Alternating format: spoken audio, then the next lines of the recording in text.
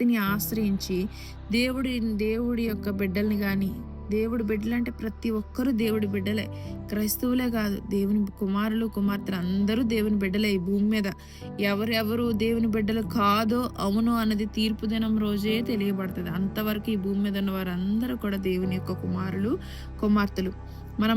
మనం దేవుని యొక్క వాక్యం చెప్పగానే ఆశ్రయించిన వారు ఇంకా సొంత రక్షణ పొందిన బిడ్డలు అవుతారనమాట దేవుని రాజ్యానికి. సో వ్యతిరేకంగా జీవించేవారు, దేవుని యొక్క శక్తికి వ్యతిరేకంగా జీవించేవారు, వీటిని ఆశ్రయించేవారు కూడా మాంత్రికులతో సమానం. వాటిని ఫాలో అయ్యేవారు కూడా అలాంటి వారే. ఆ మాంత్రికుల దగ్గరికి, చేతబడుల దగ్గరికి వెళ్ళడము, ఆ తాయెత్తులు కట్టించుకోవడము, ఆ మందులు తీసుకునే వారు కూడా మాంత్రికులతోనే సమానం. తెలియక చేసి దేవుని యొక్క సన్నిధిలో ఒప్పుకున్నారనుకోండి, క్షమాపణ నుండి మారు మనసు కలగాలి. క్షమించి మరలా మనం చేయడం కాదు. మారు మనసు అంటే మనసు కంప్లీట్గా మారే మనసు దేవుడే మనకిస్తాడు. అది ఇవ్వమని మనం కూడా అడగాలి. ఓకే. ఇక్కడ ఇంకా అటు విధంగానే వ్యభిచారంతో పరస్త్రీని చూసి పరస్త్రీని కోరుకునేవారు కానీ, దేవునికి విరోధంగా నడిచేవారు అందరూ కూడా వ్యభిచారులు, హంతకులు. ఆవేశం వస్తే వారు చంపుతున్న ఈ మధ్యన ఎంతో ఘోరంగా ప్రేమలు చల్లారిపోయి హత్యలు అనే వరకు వెళ్ళిపోతున్నారు. వారు కూడా దేవుని ప్రేమ లేక సాతానుతో నింపబడిపోతున్నారు. ప్రార్థన చేయాలి, ప్రతి ఒక్కరి కొరకు ప్రార్థన చేయాలి. ఈ భూమి మీద ఉన్నంత వరకు కూడా పోరాడుతూనే ఉండాలి.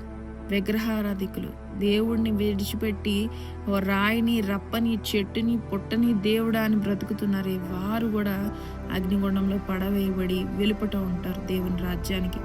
అబద్ధమును ప్రేమించి జరిగించు ప్రతి వాడు అబద్ధం ఇదన్నిటికంటే డేంజరస్ అండి. ఇదన్నిటికంటే డేంజరస్, వీటన్నిటికంటే అబద్ధం అనేది డేంజరస్. దీనికి ఎప్పుడు మనం కూడా దూరంగా ఉండాలి, భయంతో బ్రతకాలి. ఈ అబద్ధం వీలైనంత మట్టుకు, చిన్నదైనా పెద్దదైనా వీలైనంత మట్టుకు మానేయాలి. అబద్ధంతోనే సాతాను మన జీవితంలో ప్రవేశిస్తాడు. చిన్న అబద్ధంతోనే హవ్వ చిన్న మాటకు మోసపోయింది కదా. ఆ యొక్క దేవుని నివాస స్థలమైన ఏదేని తోట నుండి గెంటి వేయబడింది, దేవునికి దూరం అయ్యింది, శాపాన్ని తెచ్చుకుంది, శ్రమను తెచ్చుకుంది, బలహీనమైన ఘటంగా పేరు తెచ్చుకుంది. ఇది అబద్ధాన్ని ఏంటి స్వీకరించింది. సాతాను అబద్ధం ఆడాడు, ఆమె స్వీకరించింది, నమ్మింది. అబద్ధం మాట్లాడడం ఎంత డేంజరస్. ఆ అబద్ధంతోనే మన జీవితంలోకి వస్తాడు. ఆ అబద్ధంతోనే హవ్వ జీవితంలోకి సాతాను ఎంటర్ అయ్యాడు. సో ఆ విధంగా ఆమె దేవుని సన్నిధికి దూరం అయిపోయి గెంటి వేయబడి అనేకమైన కష్టాలు, ఈ లోకాన్ని కూడా ఈ అబద్ధంతోనే పుట్టించింది. దేవునికి విరోధమైనది ఏది కూడా మనలో ఉండకూడదండి.